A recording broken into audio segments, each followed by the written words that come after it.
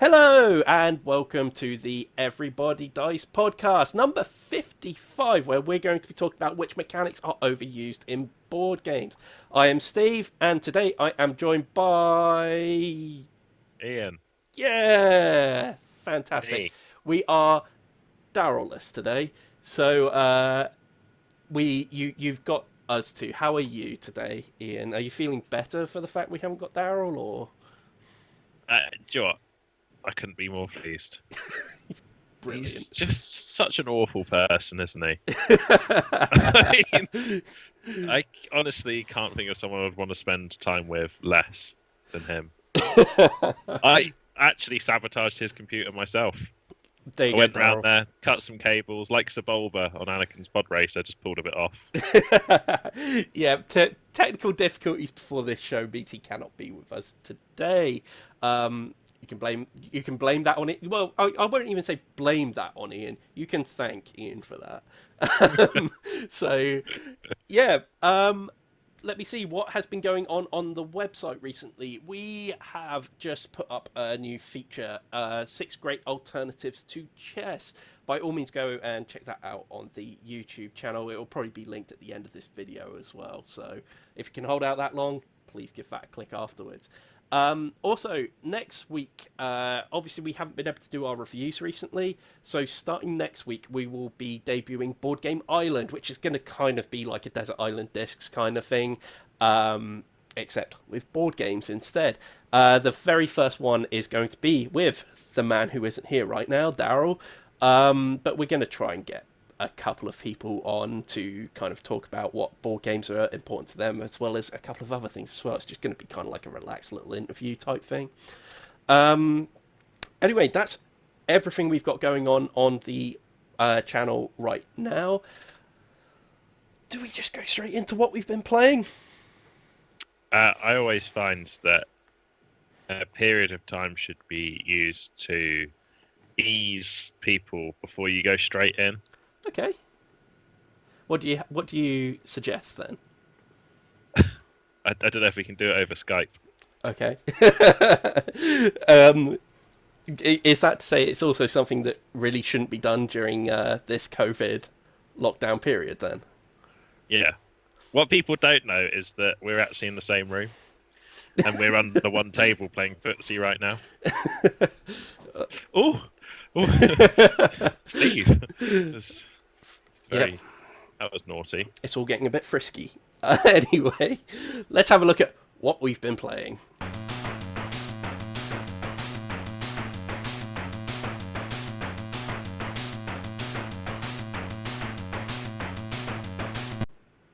Okay, so up first, we have been playing a bit of Fake Artist Goes to New York.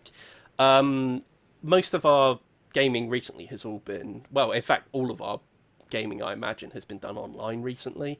I think Daryl maybe plays 1 or 2 physical games, I think, doesn't he? But I'm not 100% sure. But anyway. As far as I'm aware, he just gets naked and bathes in cards. Just an amalgam of Arkham Horror and Marvel Champions cards. Yeah.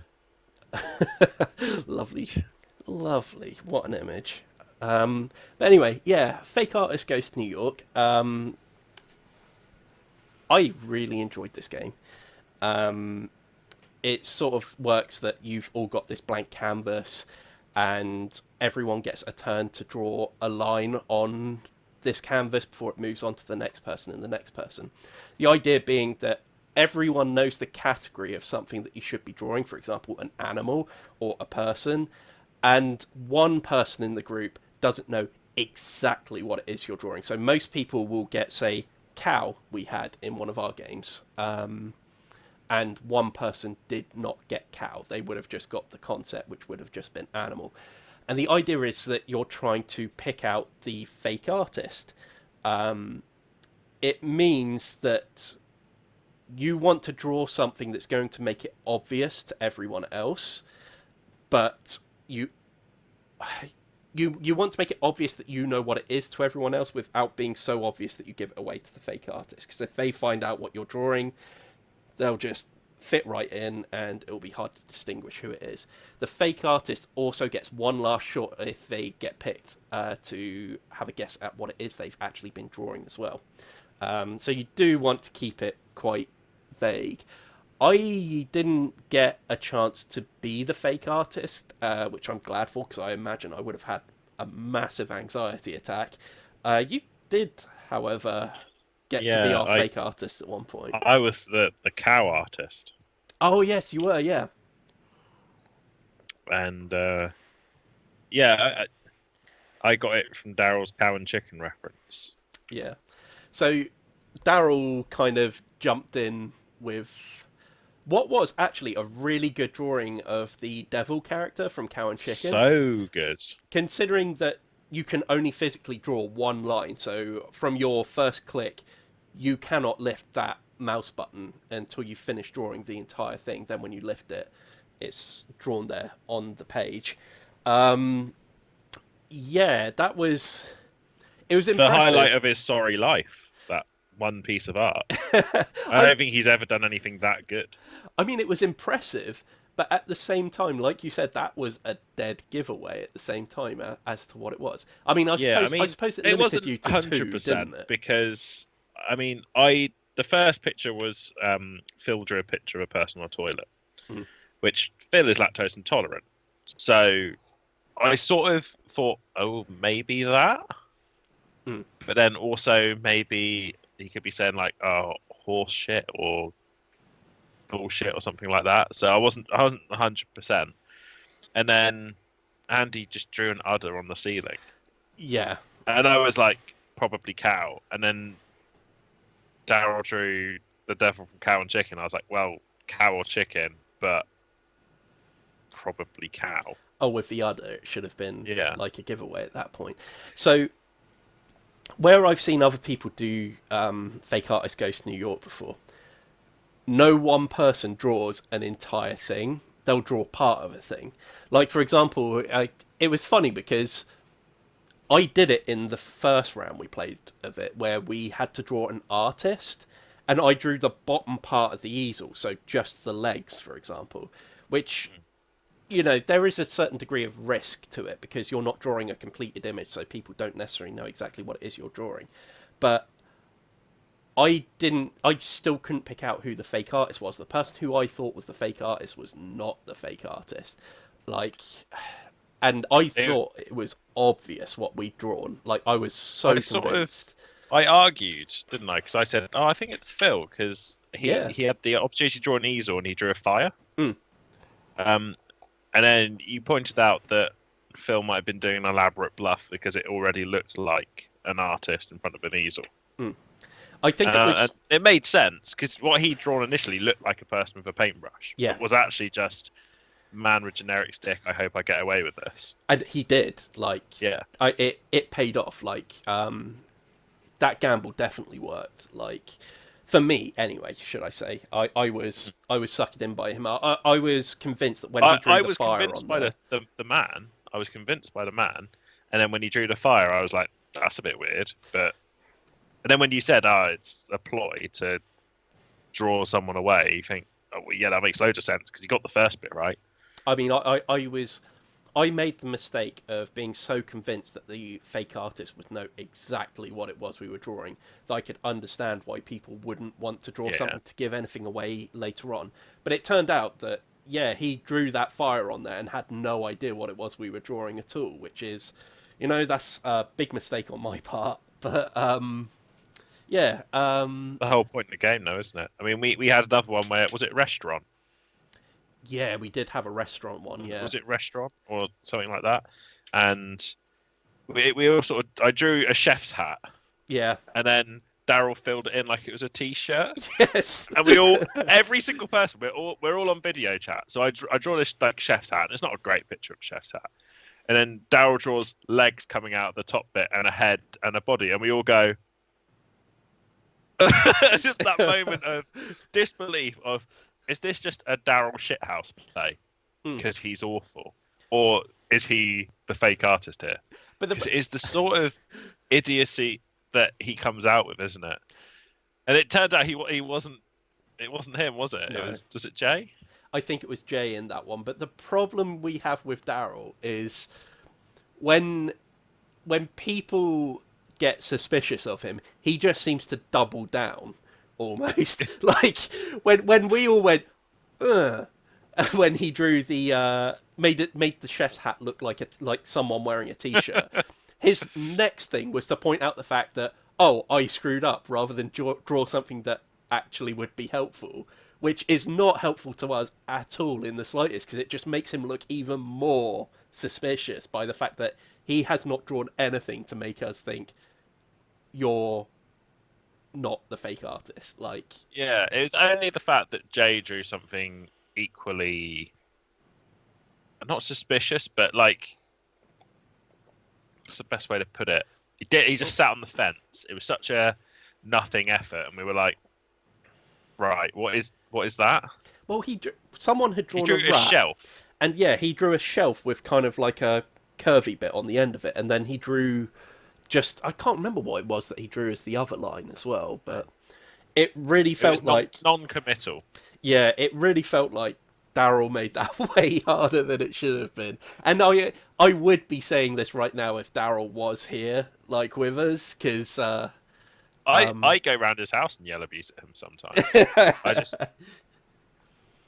I don't know, I'd spray paint slurs on his garage door. it's all right. I have got positive things to say about him later in the games that we played.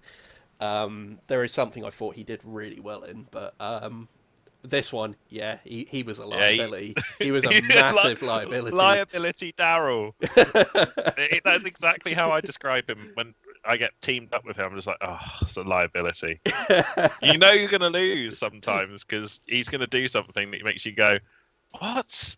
Yeah. Why? But either way, I found like Fake Artist Ghost New York was very, very funny. It was genuinely like a real fun time. I can see how this definitely wouldn't be something for like hardcore gamers or anything like that. This is just it's a fun bit party of fun. game. Yeah, exactly. It is a fun party game, and I can't tell you any other opportunity I've had to draw a picture of a T-Rex screaming "It's raw." yeah, that was which amazing. Is a reference gotten by all those who were the artists, because that's Gordon Ramsay but as a T-Rex. Yeah, I think the thing is we managed. That was a really good example of whereas the artist one, I felt like we were a bit too obvious with it. With that one, we all managed to do things that were obscure enough, because we guessed that Jay was the fake artist, but he had no idea what we were drawing at all. I think he said kitchen. He was along the lines, but he wasn't there. Sure. Yeah. He knew it was something to do with, like, maybe food. Yeah. But I think it was the fact that we had that chef's hat, which I think even he identified as a chef's hat. Yeah, even he's... I drew it intentionally vaguely, because I thought, oh, well, if it's a kind of vague chef's hat, people will know to fill it in as a chef's hat, maybe. But the person who doesn't recognise that will see that as a mushroom, a T-shirt, if you're Daryl. Like, it could be a number of things, but yeah. Yeah. Anyway, Fake Artist, I would say there is a link to it. I'll put in the comments down below.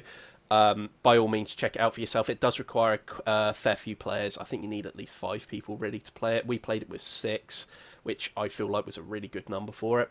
But yeah, I'll put that link in the comments. By all means, go and check that out, because it's a real good laugh.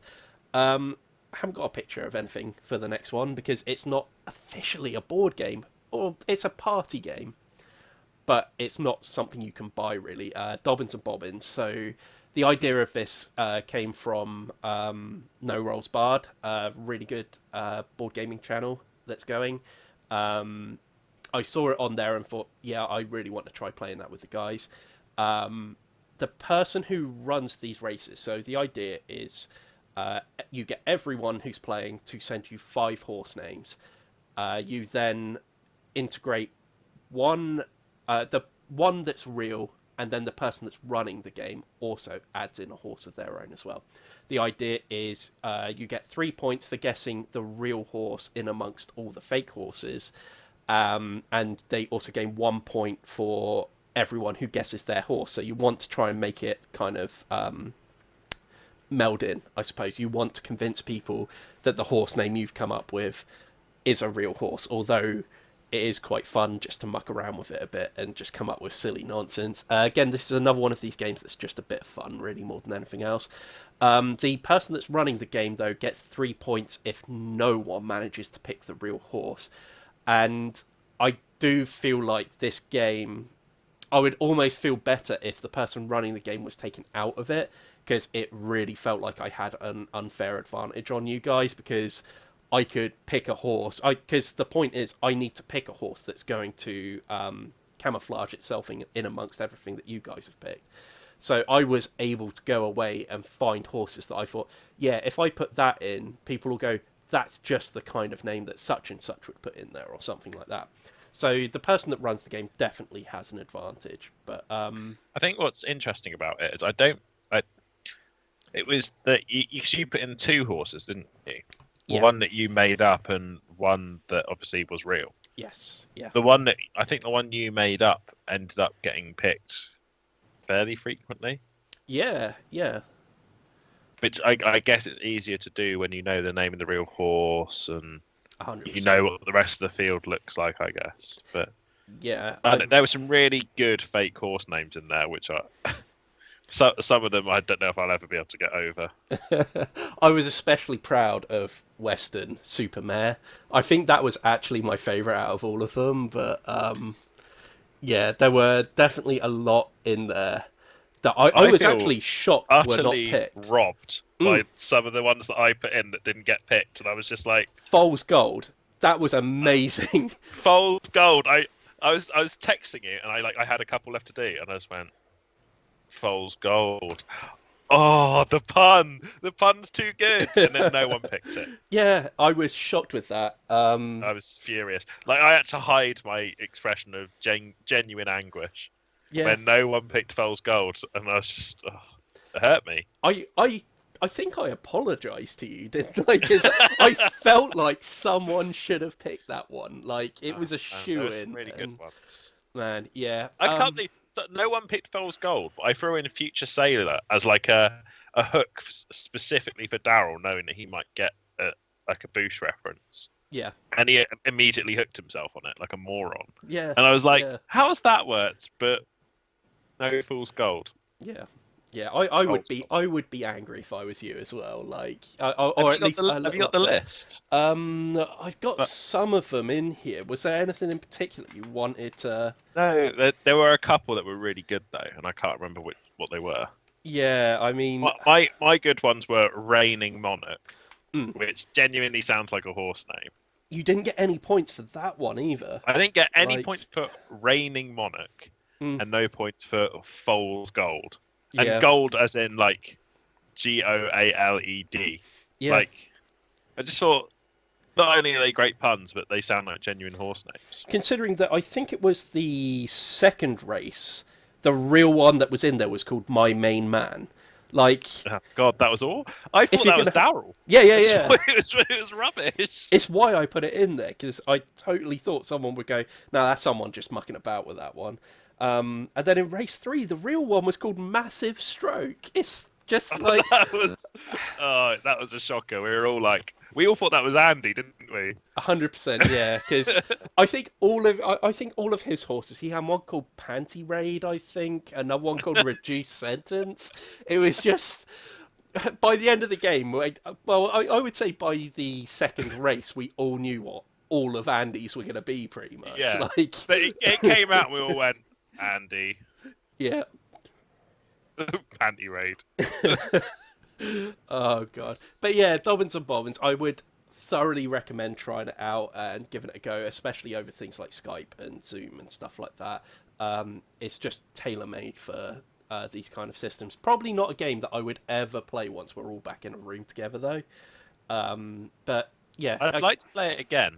Yeah, I would as well. But I feel like it suits the environment of video conferencing and stuff like that really, really well.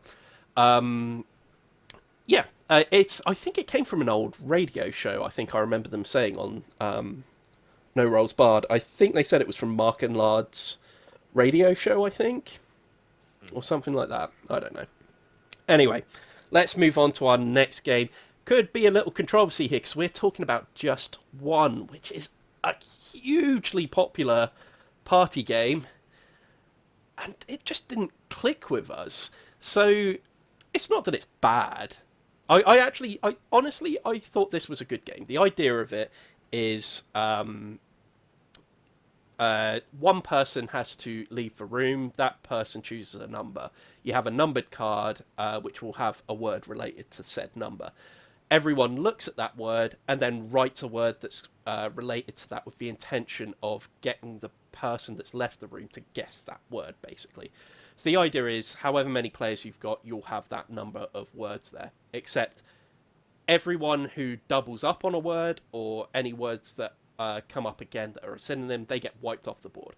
So it makes you think about what you can write down that relates to that word, whilst hoping that no one else writes that down. So you maybe want to be a little bit obscure, or take the chance and write something really obvious and really hope no one else does. I did do that a couple of times, admittedly.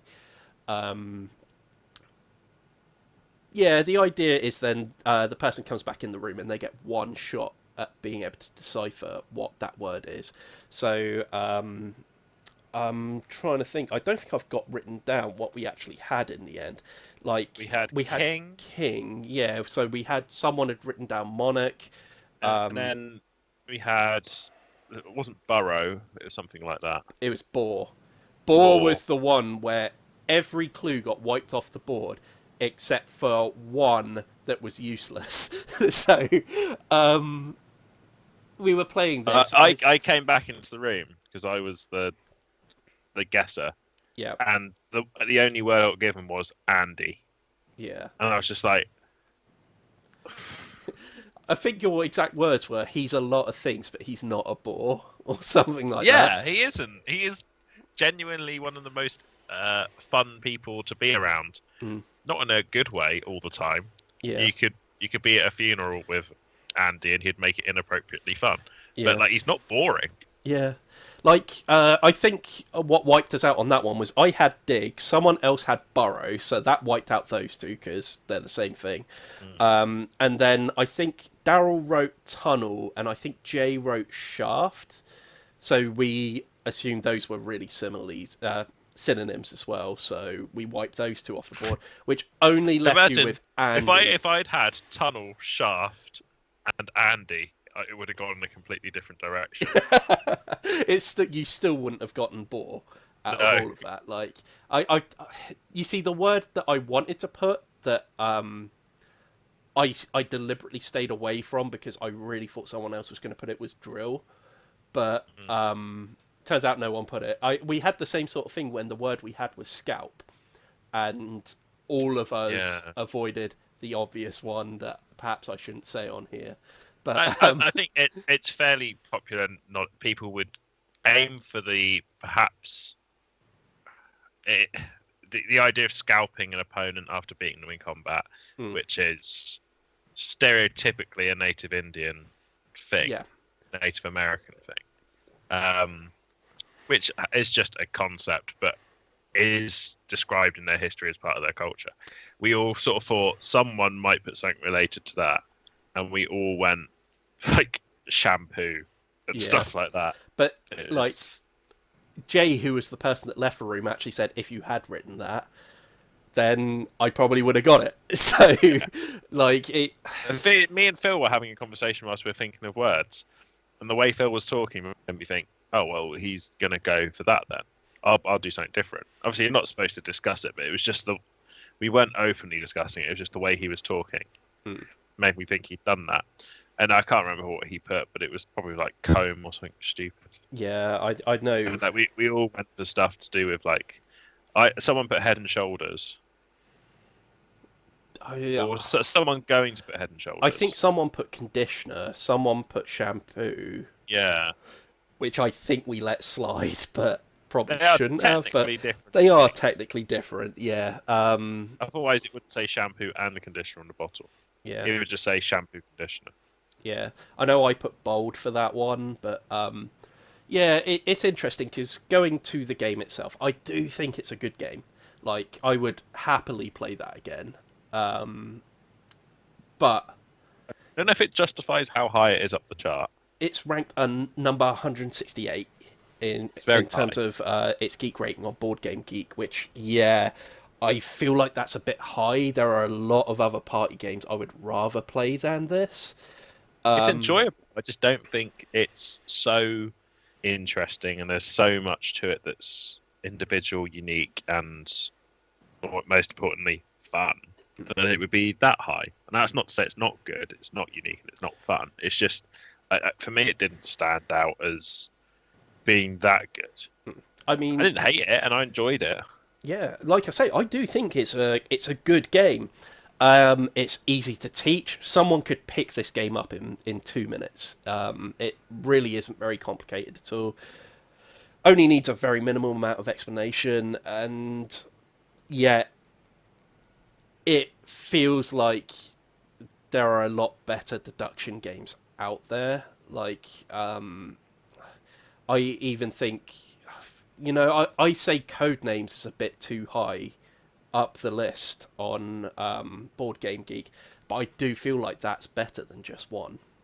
And I think Yeah, the ranking does actually reflect that in the Board Game Geek thing. But then Codenames, I feel like that's been supplanted by games like Decrypto, Letter Jam. I prefer those kind of games over them anyway. Admittedly, both of those games probably would take a bit more explaining to a new player or something like that. It's not one that's quite as easy to pick up. But yeah, like I say, I still think this is worth checking out. Just feel like it's probably a bit too high on the list. I don't think there's much more we can really say about that, really. I think Codenames, didn't we? Afterwards, almost as a comparison. Do you know what? Let's move on to Codenames now, and we'll come back to some of the other things later. I just think it links, doesn't it? Because we played Codenames almost. Was it straight afterwards, wasn't it? No, we played this the week before. Oh, really? Just Was one. it? Yeah, we didn't play these. Yeah, we played just one a couple of nights ago, whereas Codenames was the week before. Are you sure? Has my brain really just blended those two evenings together? I completely know where you're coming from. It does feel like everything is melding into one at the moment, but yeah, we definitely played this the week before. In my head, we played just one, and then we went right, Codenames, and played that straight after. What we played directly. Yeah, what we played directly after just one, we'll actually be talking about next after Codenames. I'm glad you know, because I don't. I've actually got some stuff written down here, so I can kind of see what we've been playing. I'm glad you're organised, professional, and prepared, because I'm none of those things. But anyway, Codenames, because yeah, we have down talked this quite a lot. I almost think this translates better to playing online. Admittedly, there is a really good app for this, which is actually done by Czech Games Edition. So the guys that made the game are the ones that made the app for this as well, and it's 100% free too. I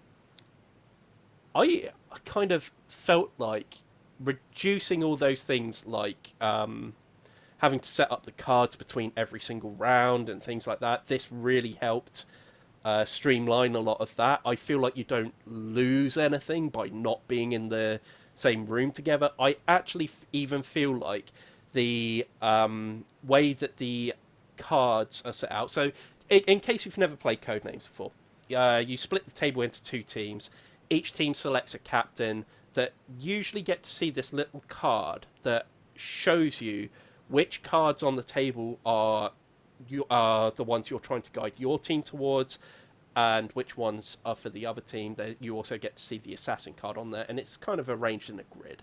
The idea is then you give a one-word clue and a number, and that's supposed to link as many of the words that you want your team to guess together, and then they get to pick one by one a card, and it's revealed whether that's for their team, for the other team. It can be a bystander, which doesn't really have any repercussions other than you don't get to carry on your turn, or you hit the assassin, which is an automatic lose for the game.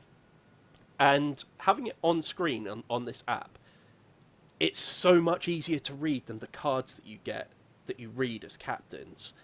And I just think this all round plays better online, I think. I don't know what your opinions would be on that, but... Yeah, I mean, I don't think you gain anything. It's the same game. Mm. But I would say that perhaps you lose some of the fiddliness. But I think that's just the nature of board games. For me, it wasn't different in any way to playing it normally, except that Daryl wasn't within throwing stuff at distance. Yeah. I think the thing that actually... Here's the thing that I think makes this game a hell of a lot better. And that is the fact that you're not using these cards right here. Which, honestly... I see what you mean. As a point of reference... The way the screens work, so obviously you've got some players that are giving the clues and some players that are receiving the clues. And the fact that the clues that I need to give the players are up for me the whole time, I can't forget, misunderstand, or lose track of. And they're looking at exactly the same screen, except without those clues. Yeah. So it's almost like... it's more streamlined. It's more user-friendly. When you're in separate places on separate screens and looking at it like that. I see what you mean. I think had they not done that, I think it would have irritated me, because it's the perfect medium with which to change the game to make it more user friendly. Yeah. I mean, everything on the app version of this is really, really clear. Like, I swear we've had games before where someone hasn't been able to line up. Admittedly, it's their own fault, but they haven't been able to line up where their cards are to what they are on the board. Like, I've 100% had some games where someone slapped, say, one of the blue team's things down on one of the ones that they've just picked, and the person's gone, "Oh God, I was looking at the card completely wrong."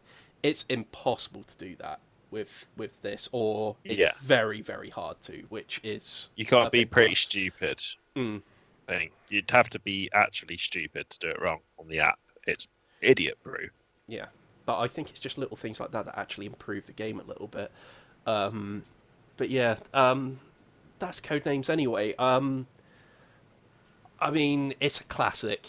It was nice to go back and play. It was 100%. I haven't played it for a while, and it was a nice reminder that the game itself is good fun, and it is sort of almost the inspirational source behind a lot of similar games going forward. Yeah, if not directly inspiring them, at least it shares sort of a game style underlay base that it's built on, and other games have improved on it. Yeah. But that's not to say the base game itself isn't worth playing. I mean, I would still rather play Decrypto or Letter Jam, but this is still really good. And I don't think there's an app that's quite as good for Decrypto.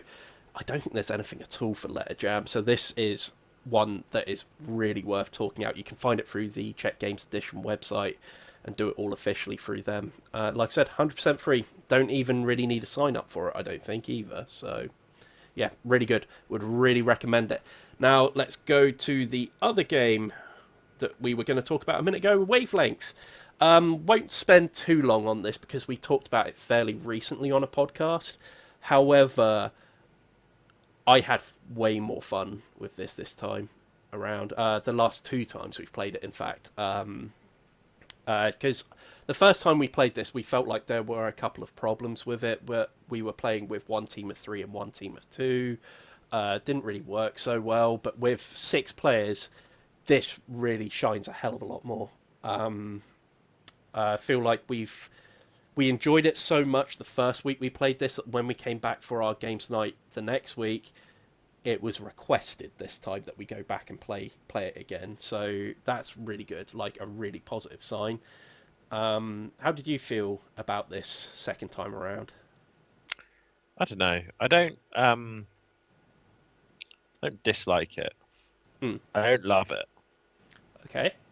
I think the very nature of the game leaves a lot to the individual mindsets of the people that are playing it, and I mean that's probably its target. But personally, I find that can be irritating. For example, it caused an argument about whether Poseidon is a bitch or not. And while I'm not usually opposed to arguing my point as to whether Poseidon is a little bitch, because he is, if you're watching Poseidon, no challenge, come at me. Next time you take the ferry in. Do you know what? He can try all he likes. The argument was regarding Ares. And whether he was more powerful than Poseidon, wasn't it? And he is easily.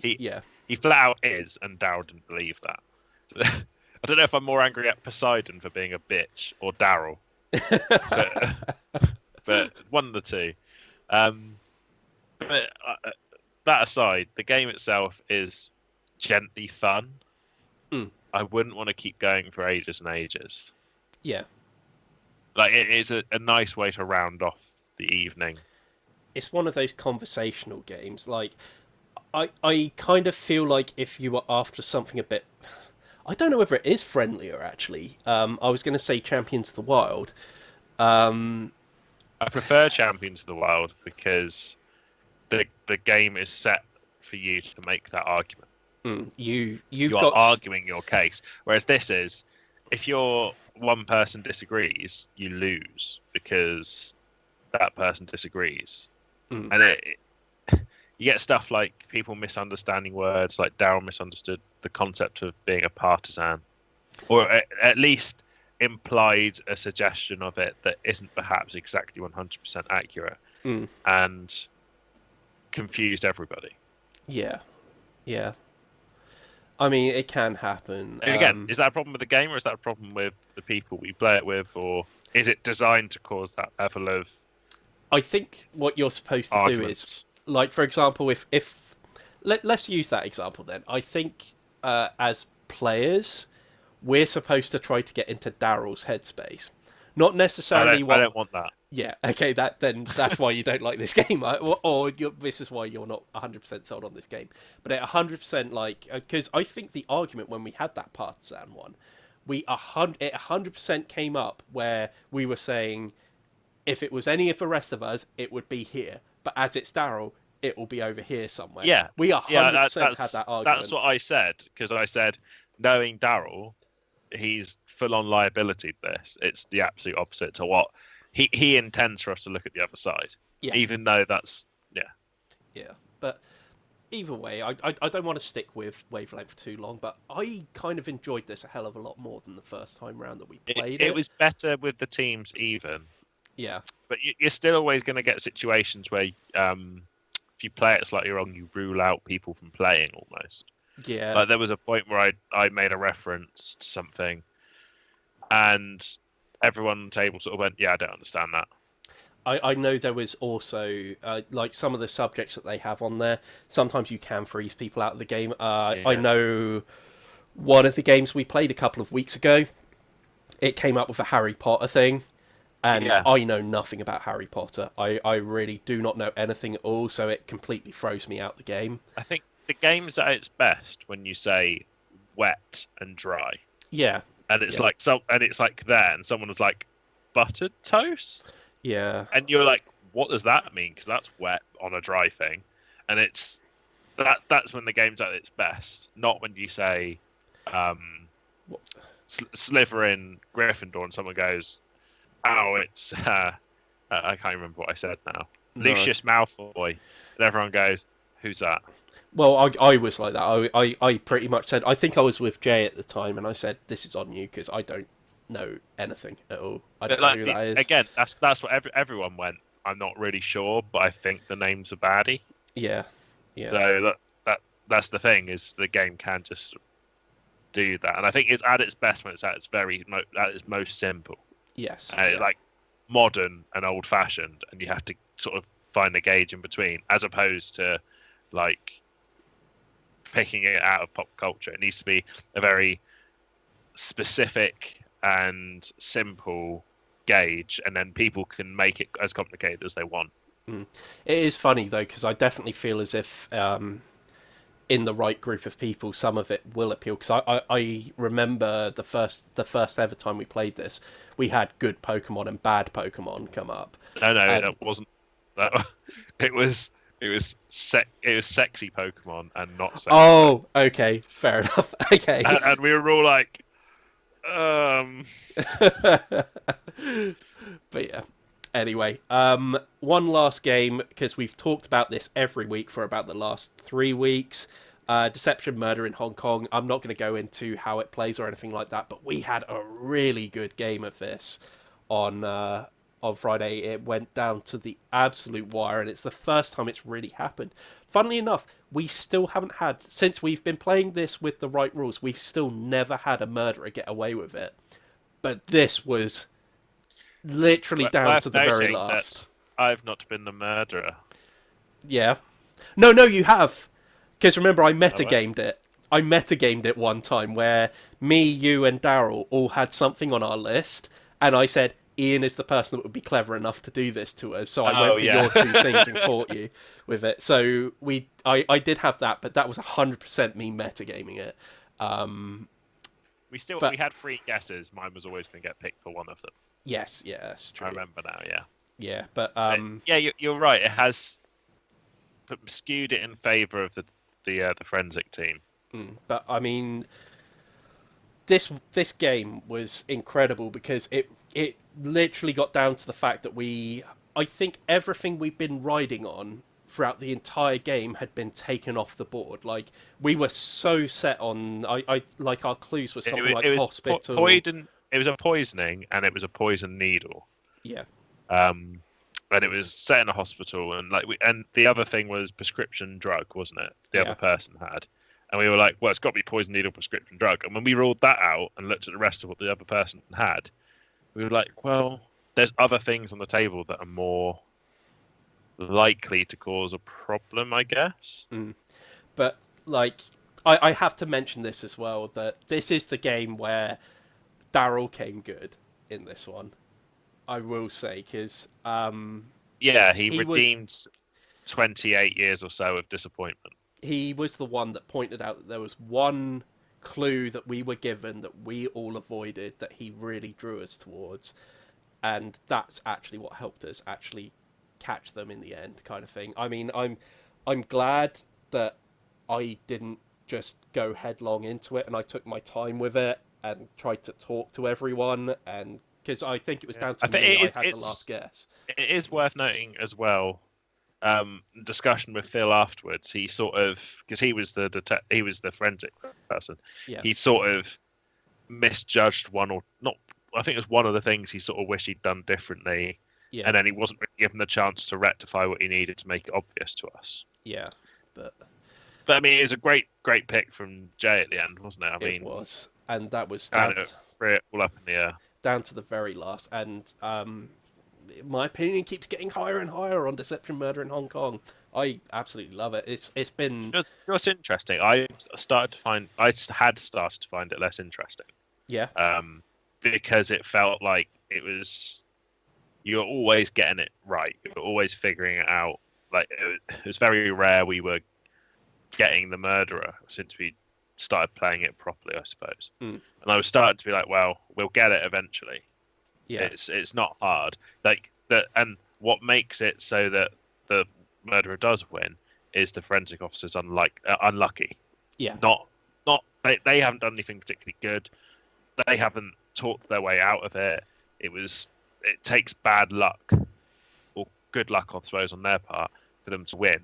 And it makes them winning unlikely. And I was starting to get to the point where I was like, we're just going to go through the motions and we're going to figure it out.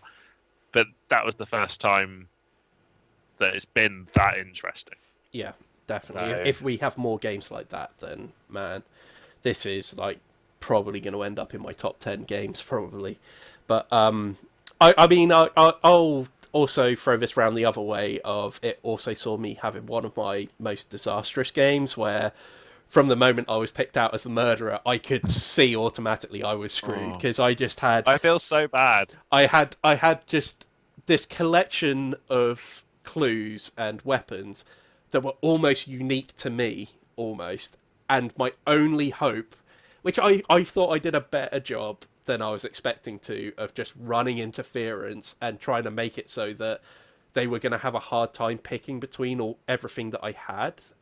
If anything, my one thing that possibly was going to save me was the fact that I had so many combinations of things that could have worked, but they ended up getting me on their second guess. But it was the ID card that started to swing them because they started to think that there was an ID card.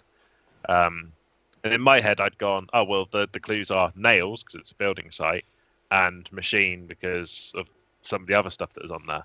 But there was also a chainsaw. And they were like, oh, well, chainsaw and nails and machine and nails. And then they realised it was a building site, you might need ID. And they're like, oh, well, ID card or it's a wallet or something like that, wasn't it? Yeah. And it kind of threw them off. Yeah. But I picked at random from everyone that was there. And I didn't even look at the clues. And it was Steve's reply that made me go, let's have a look at the clues and see why he said that. And I've gone, oh no, I've stitched you up. I've properly stitched you up. But yeah, it's kind of like I was expecting to lose that one, but it did not go well. It really didn't. Yeah. But yeah. I did you dirty there, really, a bit.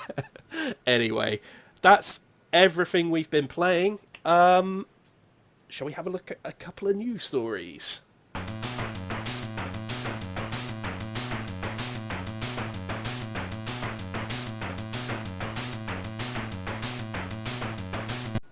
Okay, so this first one, I was kind of hoping Daryl might be here because we are looking at a Stellaris game that's coming out, and I know I'm pretty sure he's talked to me about him playing it before. Have you played it at all? I've played loads of Stellaris. Perfect, brilliant. I have 156 hours in Stellaris. Beautiful, because you're probably going to be able to help me out greatly with this because I have not played it. But Daryl has 10 hours in Stellaris. Okay, you're the far better option for talking about this then. Okay, yep. So Stellaris is being translated into a board game. So much so, this has actually broken onto the hotness on Board Game Geek as well. So people are excited about this one. So it's going to provide a 4X experience. It's going to be for between 2 and 4 players.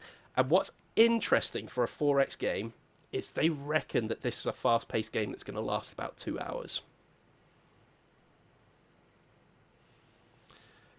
Yep. That's Paradox, really? Yep, they are saying Paradox. Okay, so they're saying I don't each believe session, you, Paradox. They say each session will last about 2 hours. So that's to say that perhaps this is going to have a persisting story going throughout it, or it might have some sort of legacy system. Bear in mind that the board game is called Infinite Legacy. But yep. They are saying it will be about a 2-hour play session at a time. So interestingly, that's what puts me off Europa Universalis as a board game. Okay. Is that it clearly takes ages to play. Yeah. I'm massively into my Paradox games. Like, I play them a lot. Stellaris not being ruled out from that, but I mean, as an example, if I brought up my Steam library now, which just happens to be nearby, I have got nearly 1,000 hours in Europa Universalis 4. So in terms of Stellaris stuff, I'm excited.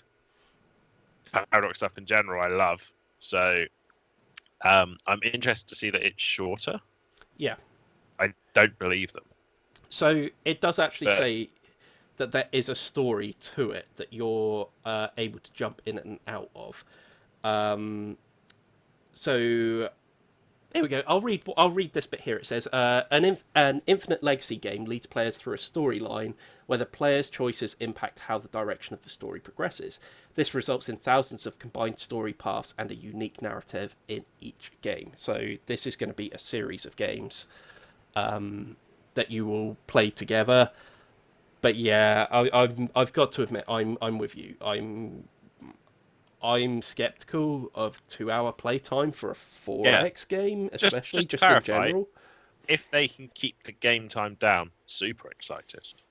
Because I seem to remember, actually, when we were at the UK Game Expo a couple of years ago, and they were doing Europa Universalis, they actually said then that was quite a lengthy game, didn't they?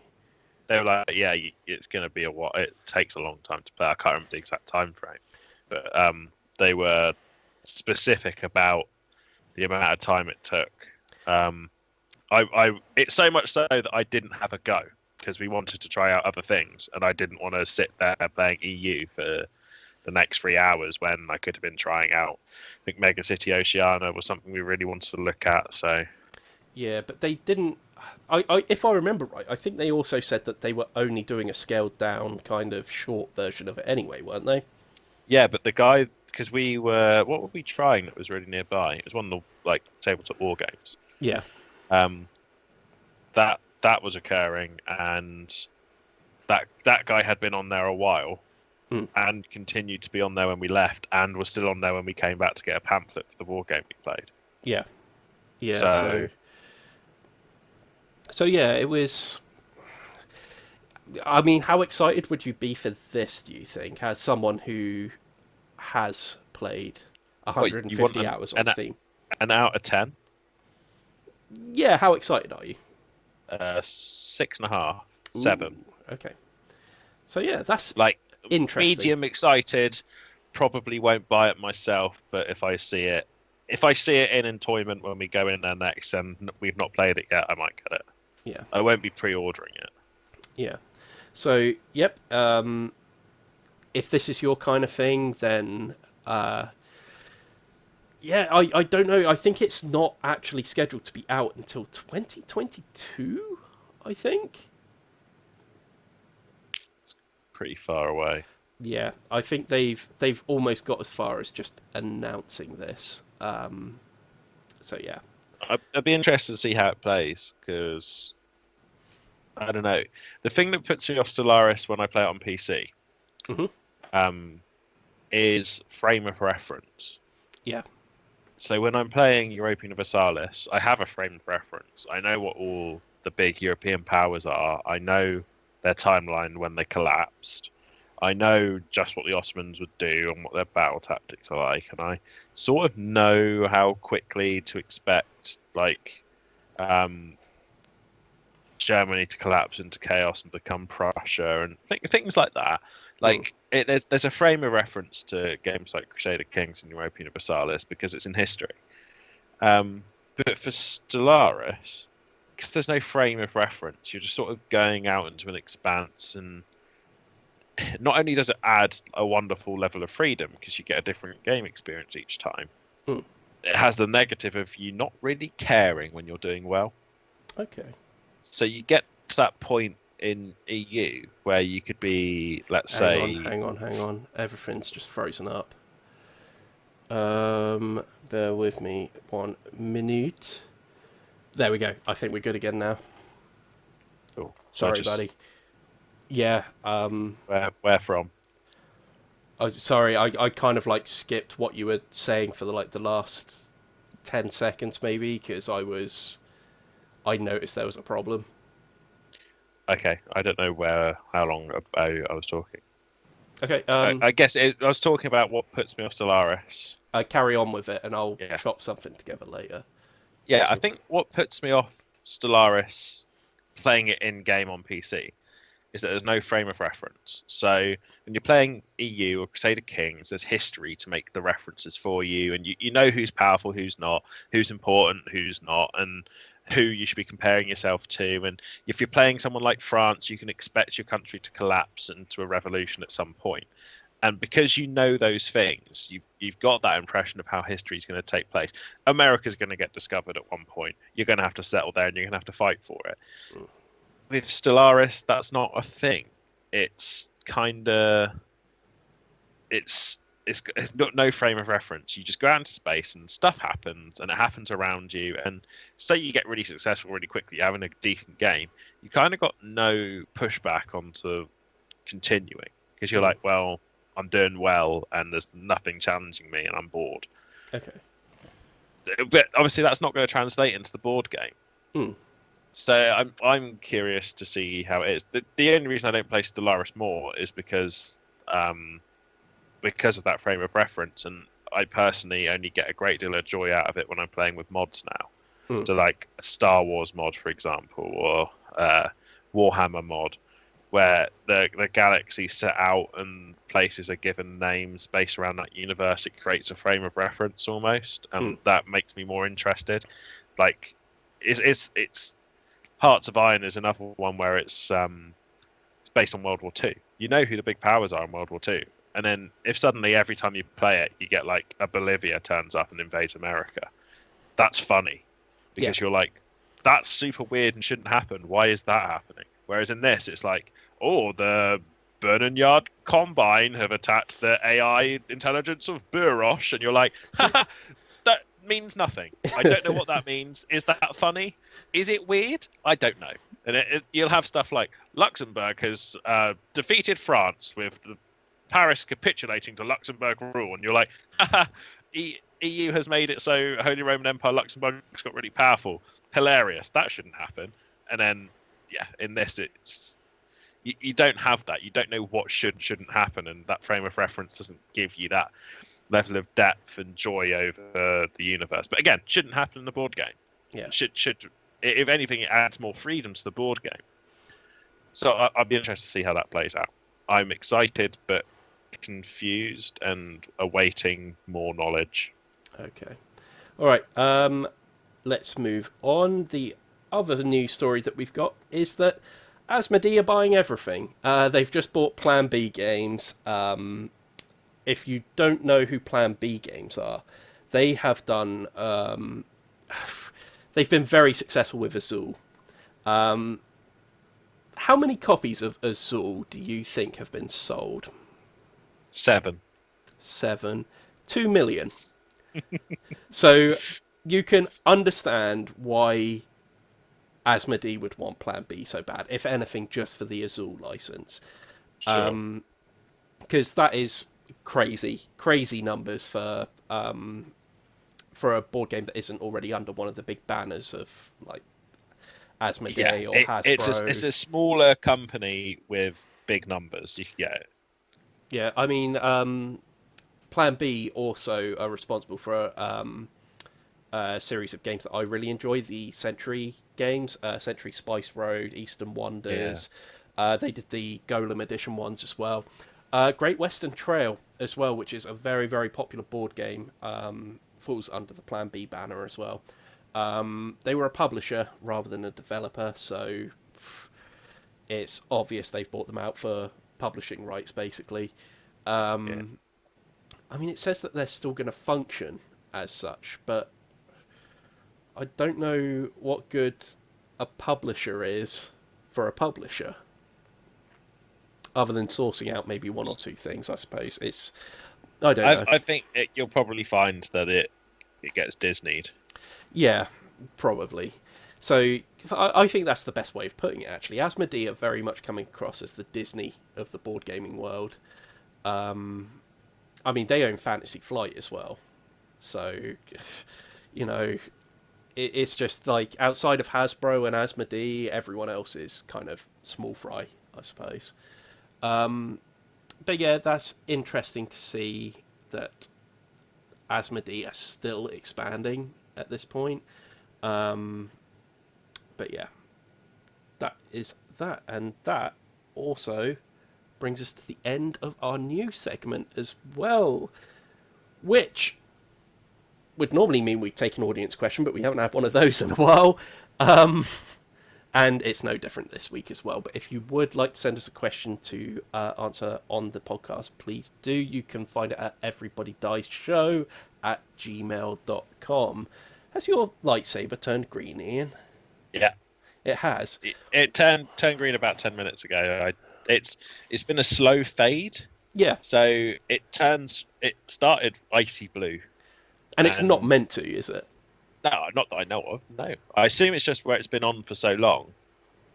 Something in it has gone. And it's now green. Yeah. Anyway, I thought that was just... It's greener in person than it is on the video as well. If Really? you scroll back to the beginning of the video now, Yeah. you'll see how absolute blue it was. But it's definitely greener in this room. Man. It's like proper Luke Skywalker green in this room.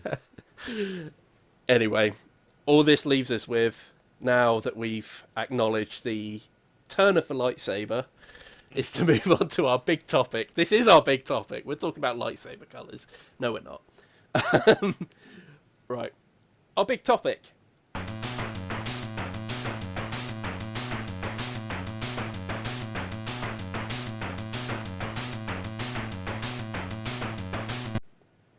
Okay, so our podcast is, well, the big topic for our podcast is always decided on by our patrons that you can become a part of at patreon.com/everybodydice, where for as little as $1 a month, you can help shape our content. You get to choose between 3 topics that we'll always cover on our podcast. You'll also get to choose a game that we will review each month. We're not at the moment for obvious reasons, but they are getting added to a list and they will all be done at some point. But anyway, they were given 3 choices. We decided for a mechanic heavy episode for this one. So the 3 topics they got given were: which mechanics do you wish were used more in board games? Which new mechanic has excited you most in the last few years? But our winner was: which mechanics are overused in board games? Well,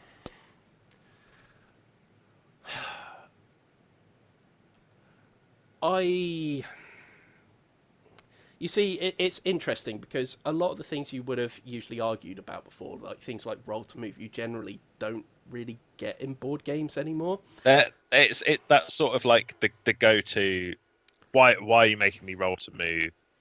It's sort of the style of your success is based entirely on the luck of whether you get to move far enough to make your decisions that you want to make. Style situation, which it's such an old-timey Monopoly style format. You really don't see it. Yeah. And there's a game Laura's got, which is called it's a Sherlock Holmes one. What's it? What road do you live on? Baker Street, 221B Baker Street or something like that. 221B Baker Street, something like that. And that's got, when you're playing that competitively, it's got roll to move. And when she wants to play it, I refuse to play it competitively. If she wants to play it, we play it as a team. And basically, what you've done is you set yourself like you have to finish this game within 4 visits to locations because you get your clues from locations. So you have to pick the most relevant locations and just get your clues from and then make your guess. And the more locations you have to visit, the lower grade you get. And that's what we base it off of. And it makes the game entirely bearable. And like playing it against each other, when we did play it, I had higher dice rolls than her. So I was visiting the same locations as her before her and then moving to the next location. And I was 1 location ahead of her for the whole game. There's a mechanic where you can lock doors so people can't get into places. And everyone's got 1 like skeleton key so they can get into places. So at one point I locked a door so she couldn't follow me. She unlocked it with a skeleton key, followed me anyway, and that was the game. That was the only thing that changed it up. And I got to the end 6 spaces ahead of her and said, this is what happened. And she was like, let's have a look. Yeah, you're right. Man. And it was one of those where we were like, well, that was dumb. Yeah. I was going to say though, like, that's something that's not particularly overused in board games anymore. Like a lot of games now have completely eliminated that. I'm trying to think of what is used way too often. I think it almost feels like a lot of the time that there's an over reliance on cards to add a lot more rules to a game.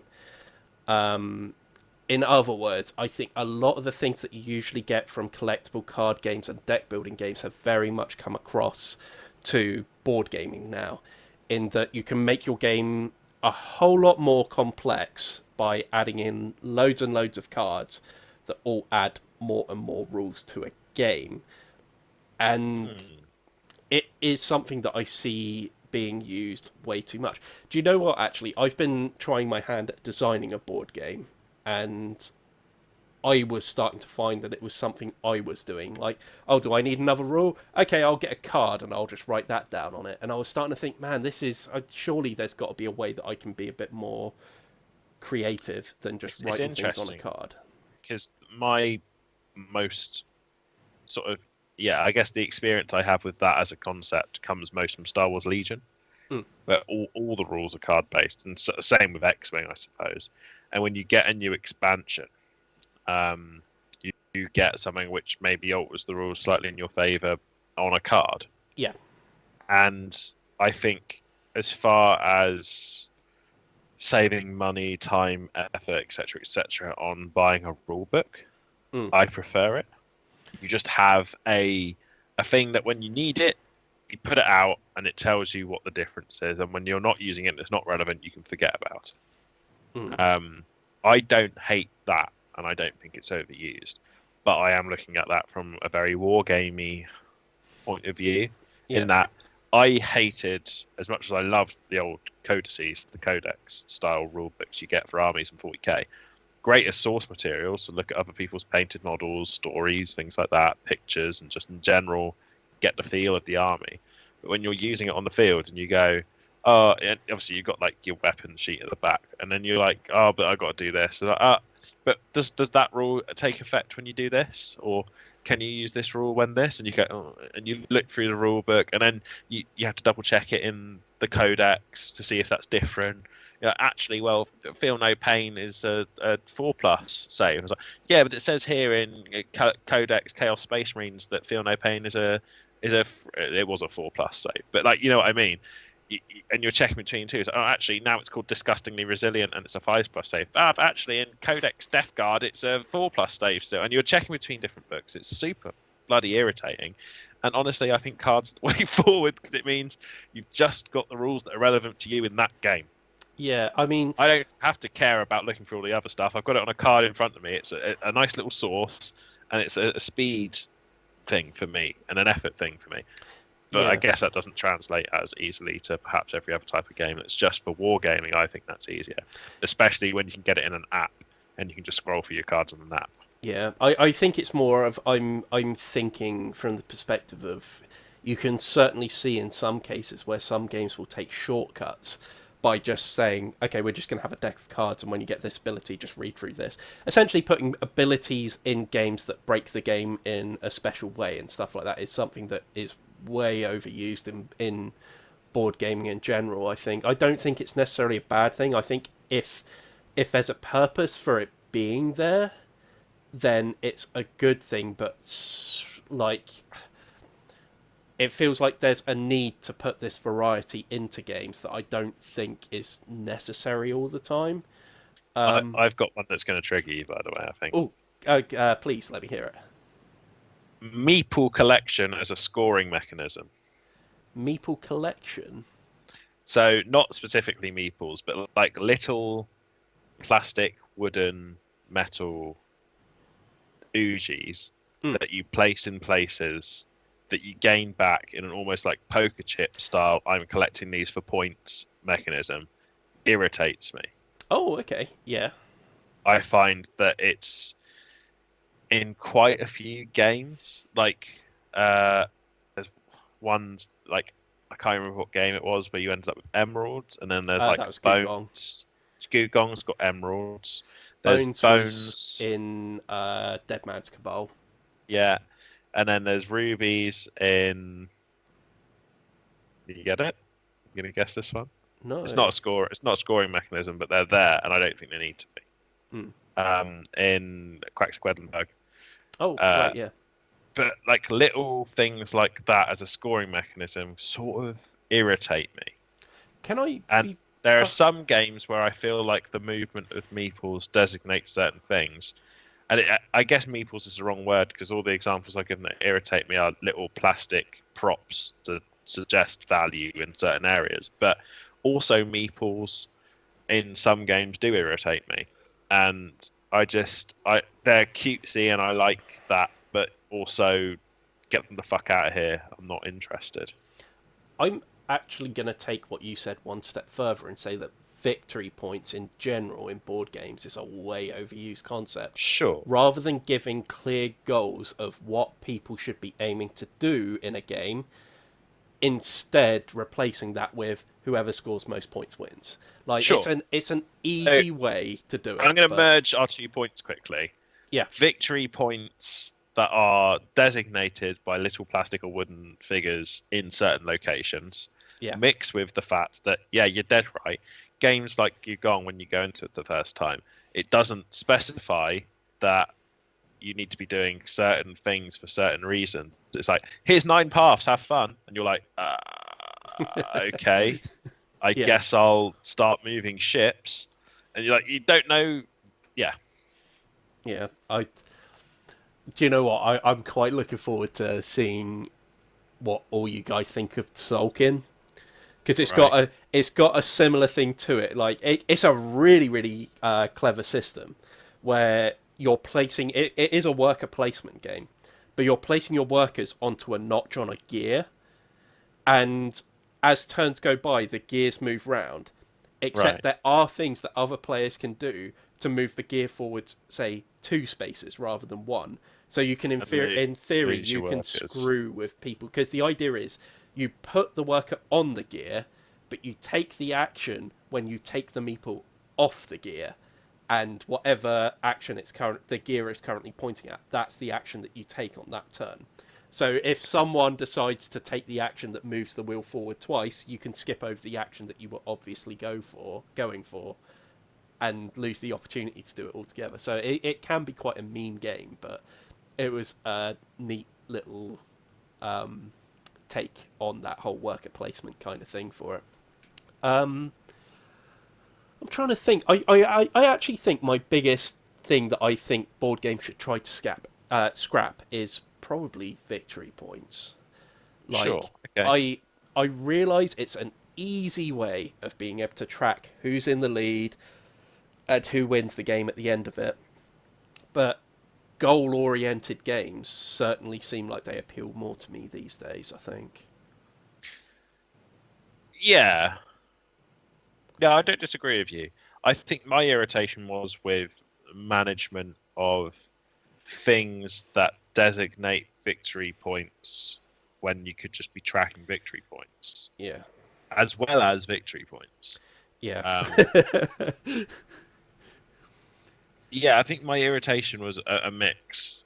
Having too many elements that all feed into that idea of having victory points. I don't like that either. I don't like it when we get to the end of a game and it goes, cool, so now who has the most emeralds stored in their magic cavern? And you go, oh, I've got 6 emeralds in my magic cavern. Oh, that's 3 points. You get half a point for each emerald.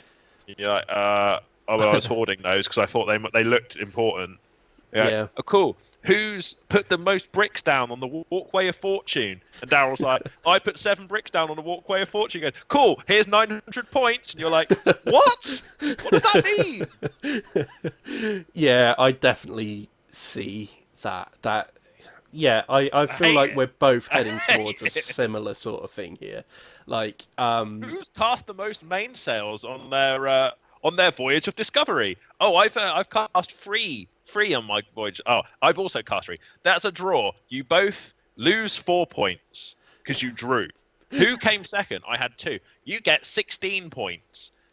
8 points for each sail that you cast on your voyage of discovery. Oh, did you place 5 bricks down on your magic house of mayhem? Yes. Cool. You lose 4 points. Shut up!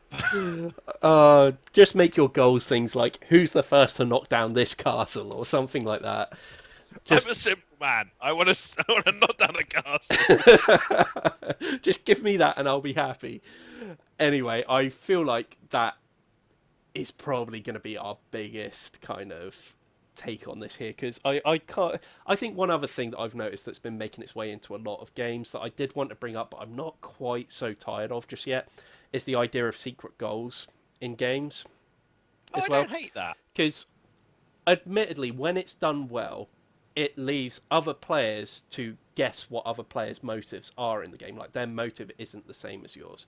But it is something that's used an awful lot in games these days. I'm not going to say it's a bad thing. It's not a bad thing. It's just something that's very prevalent now in board games. You can play a game where you have a set goal, and then having that secret goal means that even if you don't succeed, you had something to do and you did it well, potentially. And that can bring people who maybe get cut out of a game early back into it in a way that they have fun anyway. That's what I mean. I think what was the space? I can't remember anything's names. You played it with Daryl, and one of you had to kill the mother. It's like alien style. Oh, thing. Nemesis. And you all have different things you need to do on that as well, don't you? Yeah. I felt that's the sort of game it works for, because you're working towards something cooperatively almost, whilst trying to screw each other over, which I like. So I think I would say when done well, I like it. Yeah, same here. I like it. In general, I do tend to like. I do generally tend to like the mechanic, but it feels like a lot of games are forcing it into their games now. Like, I think the one which we played recently that I really thought to myself, is that really necessary in this game, was when we played Castles of Mag King Ludwig. And you had the secret goals that were only worth like 1 or 2 points. They were worth very little. And I felt for me, that traces back to who puts the most bricks on your walkway of magic fortune. Sure. That's like, who has the most L shapes in their castle? I've got a card that tells me that if I have L shapes in my castle's more valuable. It's meaningless. Leave it. Yeah. But anyway, I feel like we've gotten a good number of things that we feel is successfully triggered me at the end. So it's probably it's all targeted at Gugong as well. I had a really bad time playing Gugong once, and I'm not going to let it go. And I love that game. I really enjoy it. Oh man. Anyway, I didn't even hate the game. I just hated that time I played it, and there were certain things about it that irritated me. And now when I play games that even have similar mechanics to it, I just go, fuck, I don't care about your emeralds and how many ships I need to have. Go away. Give me a simple game. Anyway, I think we'll leave it there. So thank you very much for joining us on this podcast. If you've enjoyed the video, then please do give it a thumbs up, a share, and subscribe to the channel if you haven't already. It all really, really helps us. You can find us on social media as well. You can find us on Everybody Dice on Twitter and at Everybody Dice Show on Instagram. And like I said before, if you have really enjoyed this, we do have a Patreon as well, which you can help us by throwing a couple of bucks our way. Apart from that, there should be stuff on screen right now somewhere. Please do click something that's on screen right now and watch more of our stuff. Thank you very much for joining us on this one, and we'll see you around. Bye. Bye.